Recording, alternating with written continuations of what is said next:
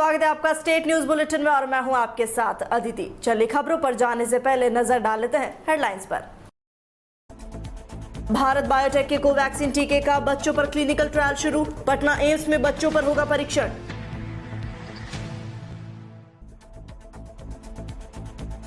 पंजाब कांग्रेस में कलह जारी। कैप्टन आर्या कल पार्टी पैनल से करेंगे मुलाकात।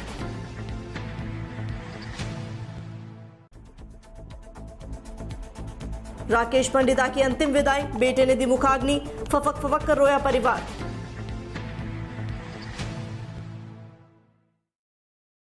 और अब खबरें विस्तार से। पटना एम्स में बच्चों पर भारत बायोटेक के टीके कोवैक्सीन का क्लिनिकल ट्रायल शुरू हो गया है। अगले एक महीने में 525 बच्चों पर इस तरह का परीक्षण किया जाना है। पटना स्थित एम्स में बच्चों पर भारत बायोटेक के कोविड-19 रोधी टीके कोवैक्सीन का क्लिनिकल ट्रायल शुरू हो गया है। अब तक 3 बच्चों पर इसका परीक्षण किया जा चुका है। पटना एम्स के कोविड प्रभारी डॉक्टर संजीव कुमार ने बुधवार को बताया कि 12 साल से 17 वर्ष तक के बच्चों पर यह परीक्षण मंगलवार से शुरू किया जाएगा। कल 3 बच्चों को इसका इंजेक्शन दिया गया। उन्होंने बताया कि इंजेक्शन लगाए जाने के बाद ये तीनों बच्चे स्वस्थ हैं। संजीव ने बताया कि अगले एक महीने में 525 बच्चों पर इस तरह का परीक्षण होगा। इनमें से करीब 100 बच्चों ने अब तक रजिस्ट्रेशन कराया है। इनकी स्क्रीनिंग के बाद चयनित 3 बच्चों पर कल ट्रायल किया गया। कांग्रेस की पंजाब इकाई में चल रही कलह को दूर करने के मकसद से गठित समिति ने बुधवार को राज्य के कई सांसदों और पूर्व अध्यक्षों से मुलाकात कर उनकी राय ली। सूत्रों के मुताबिक अमरिंदर सिंह भी आज या कल पार्टी अध्यक्ष से मुलाकात कर सकते हैं। कांग्रेस की पंजाब इकाई में विवाद को समाप्त करने के प्रयास जारी हैं। कांग्रेस अध्यक्ष सोनिया गांधी की ओर से गठित 3 सदस्यीय समिति ने बुधवार को विधायकों के साथ अपनी बातचीत जारी रखी। जानकारी के मुताबिक पंजाब के मुख्यमंत्री कैप्टन अमरिंदर सिंह भी पंजाब कांग्रेस और उनकी सरकार में चल रहे संकट पर अपने विचार और राय व्यक्त करने के लिए कल दिल्ली आएंगे। इस समिति के सदस्य और पंजाब कांग्रेस प्रभारी हरीश रावत ने बताया कि सीएम या तो गुरुवार शाम या शुक्रवार सुबह पैनल से मिलेंगे। पिछले 3 दिनों में राज्य के करीब 80 कांग्रेस नेता इस समिति के समक्ष पेश होकर अपनी बात रख चुके हैं। इनमें से अधिकतर विधायक हैं। सूत्रों ने बताया कि बुधवार को समिति से मुलाकात करने वाले कुछ नेताओं ने सरकार से जुड़े मुद्दे उठाए तो कुछ नेताओं ने 2022 के विधानसभा चुनाव से पहले संगठन को दुरुस्त करने की मांग उठाई। पुलवामा के त्राल में नगर पार्षद राकेश पंडिता का अंतिम संस्कार किया गया। बता दें कि बुधवार रात 3 अज्ञात आतंकवादियों ने त्राल में राकेश पंडिता की गोली मारकर हत्या कर दी थी। जम्मू कश्मीर के पुलवामा के त्राल में नगर पार्षद राकेश पंडिता का अंतिम संस्कार हुआ। राकेश पंडिता के बेटे ने कहा कि पापा ही हमारे घर में कमाने वाले थे। उनकी मम्मी हाउसवाइफ हैं और चाचा दिव्यांग। वे सरकार से चाहते हैं कि अगर ये साजिश है तो पता किया जाए कि इसके पीछे कौन थे। जम्मू कश्मीर में पुलवामा जिले के त्राल इलाके में बुधवार रात आतंकवादियों ने भाजपा के एक पार्षद की गोली मारकर हत्या कर दी थी। ये हमला उस वक्त हुआ जब पार्षद अपने एक मित्र के घर थे।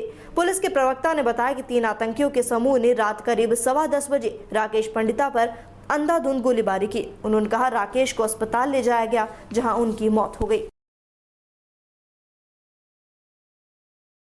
खबर जावाल से है, जहां नगर पालिका क्षेत्र के जैन संघ पेढ़ी ने क्षेत्र में ऑक्सीजन की कमी न हो इसके लिए मेडिकल ग्रेड के 15 ऑक्सीजन कंसंट्रेटर से ऑक्सीजन बैंक की शुरुआत करने का निर्णय किया है, जिसका उपयोग क्षेत्र के सर्व समाज के लिए किया जाएगा। इन ऑक्सीजन कंसंट्रेटर बैंक का कार्य जवाल जैन समाज और जैन मेडिकल सोसाइटी सिरोही द्वारा संयुक्त रूप से किया जाएगा।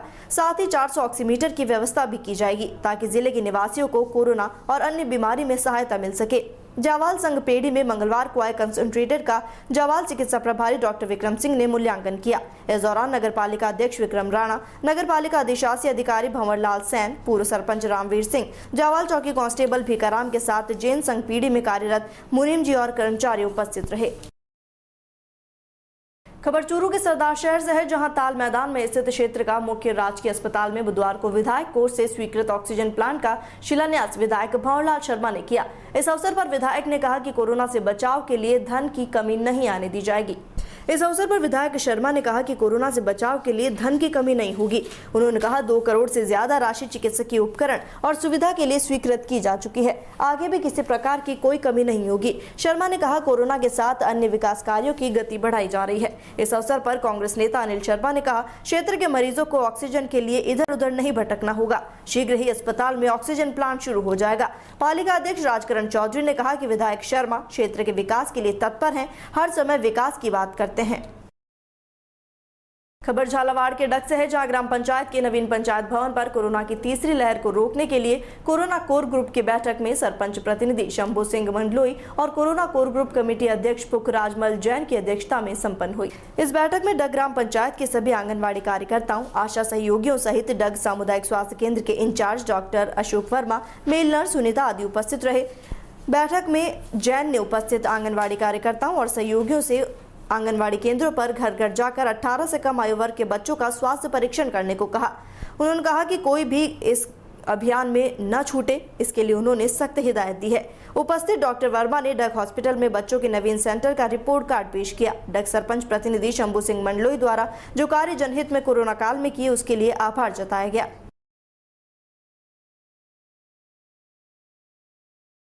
खबर टॉक से है, जहां नरेंद्र मोदी के दूसरे कार्यकाल के 7 साल पूरा होने पर सेवाई संगठन कार्यक्रम के तहत कोरोना संक्रमण को देखते हुए जिला मुख्यालय पर वसुंधरा जन रसोई प्रारंभ की गई, जिसमें जरूरतमंद लोगों को भोजन के पैकेट और मास्क वितरण किया गया। पूर्व नगर परिषद सभापति गणेश माहूर ने बताया कि यह कार्यक्रम कोरोना महामारी के चलते संपूर्ण लॉकडाउन अवधि में अनवरत जारी रहेगा। वसुंधरा जन रसोई स्थानीय भामाशाह के सहयोग से प्रारंभ की गई है। वसुंधरा जन रसोई प्रारंभ करने का मुख्य उद्देश्य जरूरतमंदों तक भोजन पहुंचे और कोई भी भूखा न सोए, इस भावना से प्रारंभ किया गया। शहर में पैकेट वितरण करने के लिए शहर के 2 भागों में बांटकर 2 टीम बनाई गई। कार्यक्रम का उद्घाटन हेमू कॉलोनी सर्किल सवाई माधोपुर चौराहे पर किया गया, जहां जिला महिला मोर्चा जिला अध्यक्ष बीना छामुनिया, अल्पसंख्यक मोर्चा उपाध्यक्ष खुर्रम खान और जिला परिषद सदस्य लवेश मीणा उपस्थित रहे। इन्होंने सड़क पर रहने वाले गाड़िया लुहार और अन्य जरूरतमंद व्यक्तियों को भोजन वितरण किया।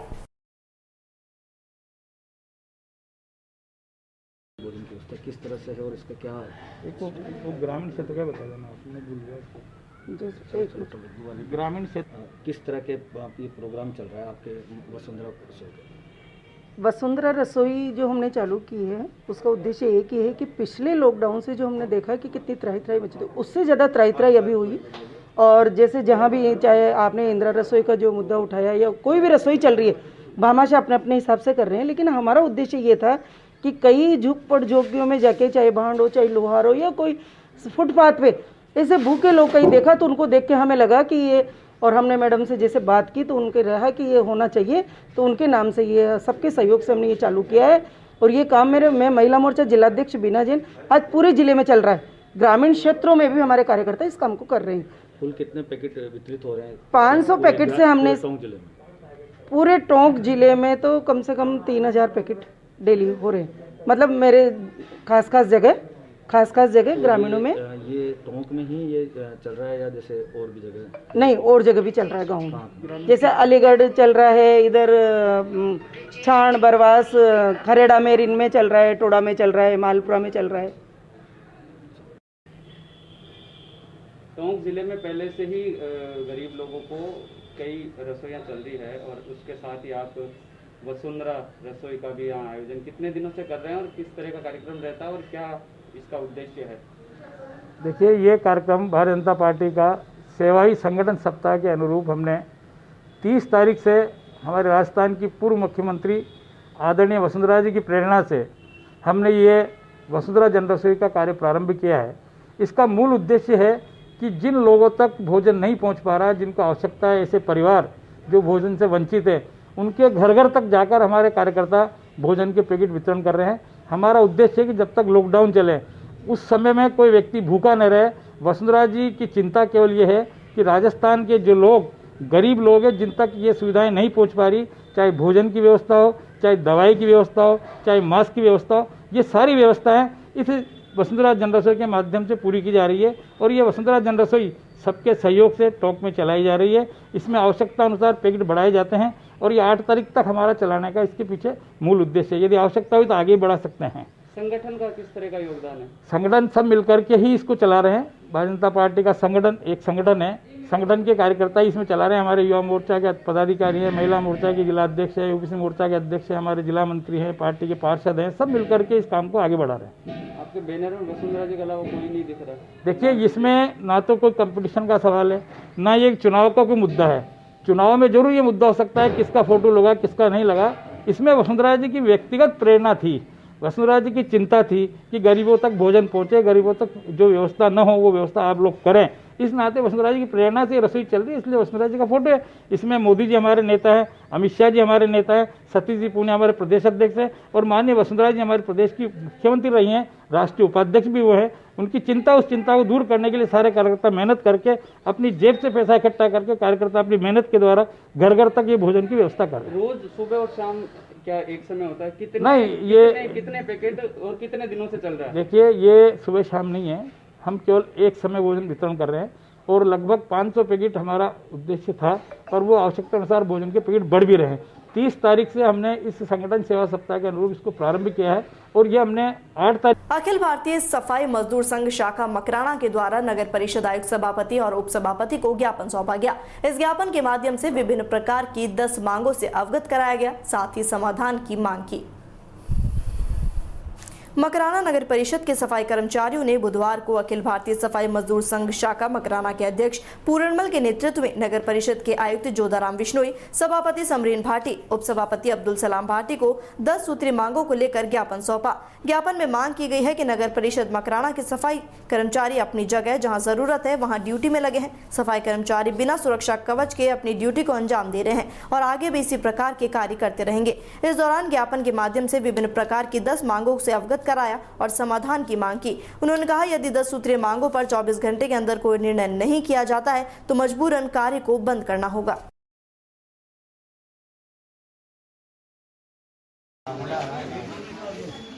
बोलो 9/18/27 को एरियल और सिलेंडर 2020 को और 21 को दोनों सिलेंडर दिए जावे और कर्मचारियों का और बोनस भी है 2020 को। ये 2020 में देनों को आर्थिक बोनस बन दियो वो भी दिए जावे और मृतक कर्मचारियों का पेमेंट बकाया है। 15 साल का कर्मचारियों का जीपीएफ खाता में पीछे जमा करने करेगा, ये भी डालाया जाए। एनपीएस को बता दें, एनपीएस खाता में डालाया जाए। एनपीएस का काम लेटार हो सके उनके खाते में, जो लेटार कर्मचारी हुए या मर जाओ कर्मचारी तो वहाँ को पेमेंट पूरा भुगतान करो। बन जूतियाँ खींच जाए चालते देव को नहीं पीछा कई साल तक, इसलिए वहाँ पूरा पेमेंट दिए जाए। नौहर विधायक अमित चाचन द्वारा विधायक कोटे से 50 लाख रुपए की लागत से तैयार कराई गई 2 अत्याधुनिक एम्बुलेंस जयपुर से नौहर पहुंची। बुधवार को विधायक अमित चाचन ने राजकीय चिकित्सालय नौहर में विधायक कोटे से क्रय की गई एम्बुलेंस लाइफ के मरीजों के उपयोग के हेतु प्रशासन को समर्पित किया। विधायक कोटे से 50 लाख रुपए की लागत से 2 अत्याधुनिक एम्बुलेंस क्रय की गई। इनमें एक एम्बुलेंस चिकित्सालय नौहर और दूसरी पल्लू स्वास्थ्य केंद्र के लिए उपयोग में लाई जाएगी। गुरुवार को पल्लू चिकित्सालय में एम्बुलेंस भेंट की जाएगी। इस अवसर पर विधायक ने बताया कि राजकीय चिकित्सालय में बेहतर सुविधा देने के लिए वे कृत संकल्प हैं और इसके लिए निरंतर प्रयास किए जा रहे हैं। इसी कड़ी में एडवांस लाइफ एम्बुलेंस चिकित्सालय में मरीजों के उपयोग के लिए इसे भेंट किया गया। इससे गंभीर रोगियों को रेफर करने पर रोगियों को सुविधा होगी। उन्होंने बताया कि एम्बुलेंस में अत्याधुनिक चिकित्सक लगाए गए हैं। विधायक ने बताया कि मरीजों के इलाज के लिए डायलिसिस और अल्ट्रासाउंड मशीन लगाने पर भी विचार किया जा रहा है। कोविड काल में मिले सहयोग के लिए विधायक ने दानदाताओं, संस्थाओं और चिकित्सालय स्टाफ का आभार जताया। विधायक ने बताया, कोविड के दौरान नौहर राजकीय चिकित्सालय पूरे जिले में मॉडल बना है, जहां अनेक रोगियों को नया जीवन मिला।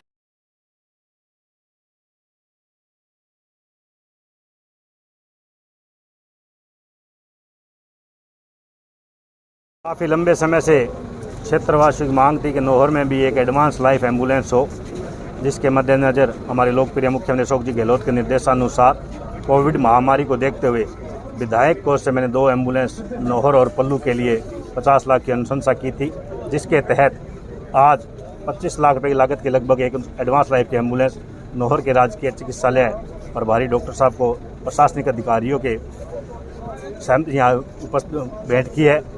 मैं उम्मीद करता हूँ कि आने वाले समय में कोई भी गंभीर रोगी जो बाहर रेफर किया जाएगा, एम्बुलेंस के अभाव में उसकी जान नहीं जाएगी। इस एम्बुलेंस में अत्याधुनिक उपकरण लगे हुए हैं, जिससे कि जो भी यहाँ से गंभीर रोगी रेफर होता है उसको बड़े सेंटर तक ले जाने के लिए एम्बुलेंस काम आएगी। कोरोना को लेकर जिले में क्या स्थिति है सर? अभी कोरोना को लेकर अभी स्थिति अभी नियंत्रण में है। बीच में ऑक्सीजन की थोड़ी दिक्कत हो गई थी, बेड की भी काफ़ी प्रॉब्लम आ गई थी बीच में, लेकिन अभी कंट्रोल में है स्थिति। बेड भी हमारे खाली है, ऑक्सीजन भी प्रॉपर तरीके से उपलब्ध है। इसमें भी माननीय विधायक महोदय के काफ़ी प्रयास रहे और नौहर अस्पताल ने भी जिला अस्पताल का पूरा साथ दिया इसमें। सर, अभी लोगों को क्या संदेश देना चाहोगे कोरोना संक्रमण को अभी थोड़ा ढिलाई दी गई है उसको लेकर? मेरी तरफ से यही संदेश है कि अभी चूंकि कोरोना ख़त्म नहीं हुआ है तो कोविड जो गाइडलाइन की पालना अभी भी करनी है अपने को, और आगे अभी ये नहीं है कि ये ख़त्म हो गया है, तो प्रॉपर बचाव और वैक्सीनेशन पे पूरा जोर दिया जाए। खबर 12 से है, जहां थाना नाहरगढ़ के द्वारा कार्रवाई करते हुए 12 किलो 100 ग्राम अवैध मादक पदार्थ डोडा चूरा सहित 2 मोटरसाइकिल जब्त की गई है। मुलजिम को गिरफ्तार किया गया, साथ ही घटना में प्रयुक्त मोटरसाइकिल भी जब्त की गई। पुलिस अधीक्षक 12 विनीत कुमार बंसल ने अवैध मादक पदार्थों गांजा, स्मैक, अफीम और डोडा चूरा आदि की तस्करी की रोकथाम हेतु अभियान चलाकर कार्रवाई के निर्देश दिए हैं। इस पर अभियान को सफल बनाने के लिए विजय स्वर्णकार अतिरिक्त पुलिस अधीक्षक 12 के निर्देशन में कजोड़मल मीणा व्रताधिकारी शाहबाद के सुपरविजन में दलपत सिंह थानाधिकारी थाना नाहरगढ़ द्वारा कार्रवाई की गई और 12 किलो 100 ग्राम अवैध मादक पदार्थ डोडा चूरा सहित 2 मोटरसाइकिल जब्त की गई। थानाधिकारी थाना नाहरगढ़ दलपत सिंह मेजाप्ता थाना केलवाड़ा सीताबाड़ी और ऊनी रोड पर नाकाबंदी कर रहे थे। ऊनी की तरफ से एक मोटरसाइकिल आती दिखाई दी जिस पर 2 व्यक्ति बैठे हुए थे, जिनके बीच में एक कट्टा रखा था। इन्हें जाब्ते की मदद से राउंड अप किया गया और नाम पता पूछा गया तो मोटरसाइकिल चालक सृजन सिंह ओम प्रकाश गिरफ्तार किया गया। मोटरसाइकिल पर रखे हुए प्लास्टिक के कट्टे को चेक किया गया तो कट्टे में 12 किलो 100 ग्राम अवैध डोडा चूरा मिला, जिसे दोनों व्यक्तियों से कब्जे में रखने और परिवहन करने बाबत अनुज्ञा पत्र चाहा तो दोनों व्यक्तियों ने अपने पास कोई पत्र नहीं होना बताया। इस पर उन दोनों को गिरफ्तार कर लिया गया।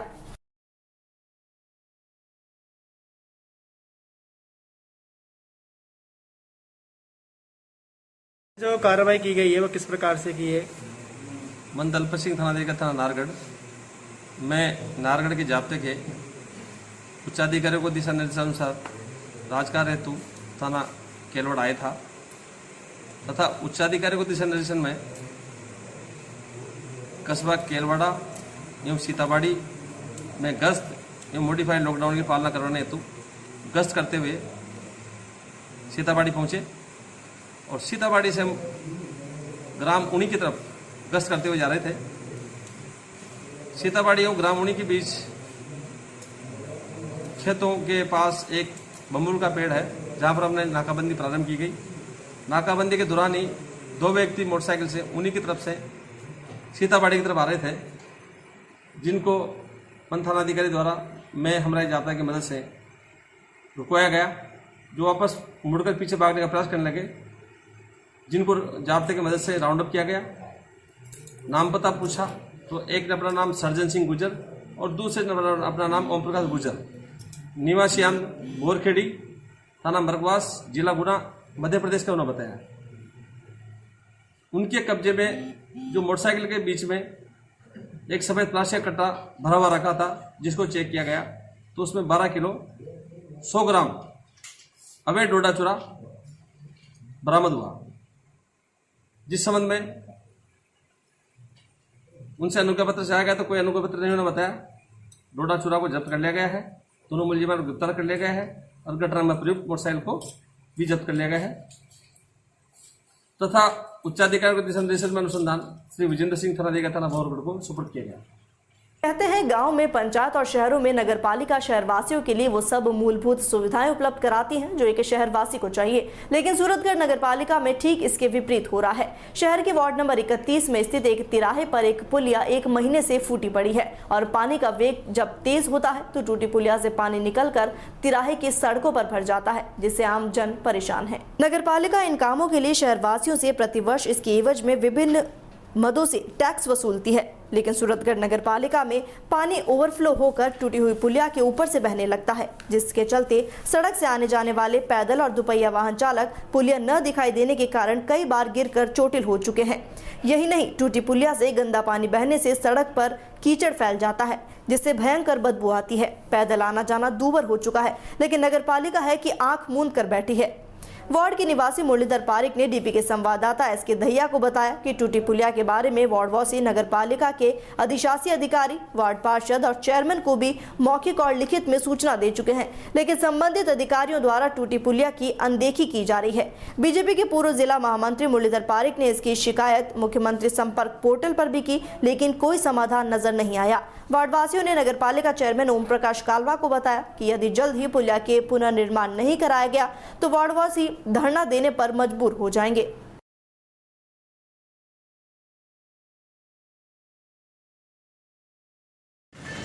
वार्ड नंबर 31 नगर पालिका का वार्ड है ये, और 39 नंबर वार्ड, दोनों वार्डों के बीच आज बारिश की वजह से एकदम गंदगी हो गई, क्योंकि सीवरेज वालों ने सड़क पिछले 1 साल से तोड़ कर रखी हुई है, और जो पुली भी है करीब 1 महीने से टूटी हुई है। नगर पालिका चेयरमैन, ईओ सभी को अवगत करवा दिया गया है, पोर्टल पे भी शिकायत दर्ज करवा दी गई है, लेकिन अभी तक कोई कार्रवाई नहीं हुई।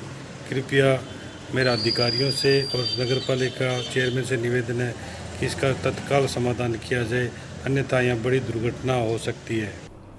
खबर राजधानी जयपुर से है, जहां समाज सेविका रिया दगड़ा कोरोना की तीसरी लहर में लगातार प्रशंसनीय कार्य कर रही हैं।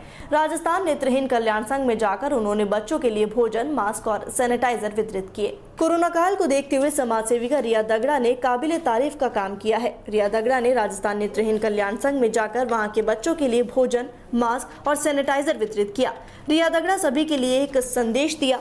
उन्होंने कहा कि कुछ लोग आगे आएं और हैंडीकेप बच्चों के लिए कुछ करना चाहिए, क्योंकि जीवन में ये भी चाहते हैं। उनसे बात करके पता चला कि रिया फ्यूचर में बच्चों के लिए एक ऐसी ही संस्था शुरू करने वाली है।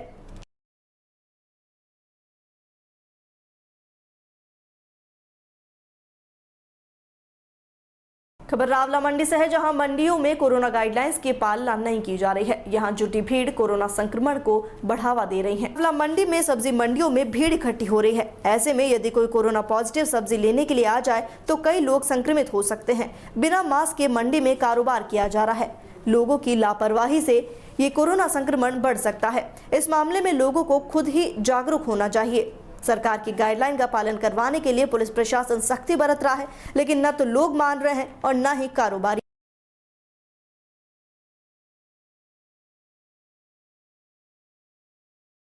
खबर श्रीगंगानगर से है, जहां सूरतगढ़ थर्मल ग्रामीण एरिया में जियो का नेटवर्क नहीं आ रहा है, जिससे उपभोक्ता काफी परेशान है। जियो की नेटवर्क सर्विस बिल्कुल शून्य हो गई है। ग्रामीण एरिया में 24 घंटे में ज्यादातर समय नेटवर्क गायब रहता है। यहाँ इंटरनेट स्पीड भी कम होने के कारण लोग परेशान हैं। कॉलिंग के चलते जियो नेटवर्क बार बार वीक हो रहा है। उपभोक्ताओं को मासिक पैक में चूना लगाया जा रहा है। लंबे समय से जियो नेटवर्क प्रॉब्लम से ऑनलाइन पढ़ाई करने वाले विद्यार्थियों को काफी दिक्कतें आ रही हैं। काफ़ी दिनों से इस एरिया में जो है थर्मल और इसके आसपास जो टिबा बेल्ट का जो क्षेत्र है, इसमें जियो के नेटवर्क में बहुत ज़्यादा समस्या आ रही है। दिन भर जो है वो नेटवर्क नहीं रहता, जिसके कारण लोग जो हैं वो पैसा खर्च करने के बाद भी और सुविधा का लाभ नहीं उठा पा रहे हैं। और लोगों को इंटरनेट नहीं मिलने से जो पढ़ने वाले जो विद्यार्थी हैं, जो ऑनलाइन क्लासें जो लगा रहे हैं, कोचिंग जो ले रहे हैं, उनको है जो इस की वजह से बहुत ज़्यादा दिक्कतों का सामना करना पड़ रहा है। तो इस समस्या को लेकर के और लोग जो हैं वो आपत्ति तो दर्ज करा रहे हैं, लेकिन उनकी सुनने वाला कोई नहीं है। क्योंकि जियो कंपनी को फ़ोन करते हैं, वो कहते हैं 2 दिन में हो जाएगा, 1 दिन में हो जाएगा, और लोगों को बहुत ज़्यादा परेशानी है। इसका जल्द से जल्द वो जो है निवारण होना चाहिए। लोग बहुत से जो हैं वो सिम को पोर्ट भी करवा रहे हैं, वोडाफोन और एयरटेल अदर जो कंपनियां हैं, और इस बारे में जो है वो कंपनी को जल्द निवारण इसका करना चाहिए। और इसके साथ फिलहाल स्टेट न्यूज बुलेटिन में इतना ही। देश और दुनिया की तमाम खबरों के लिए बने रहिए DBK न्यूज के साथ। नमस्कार।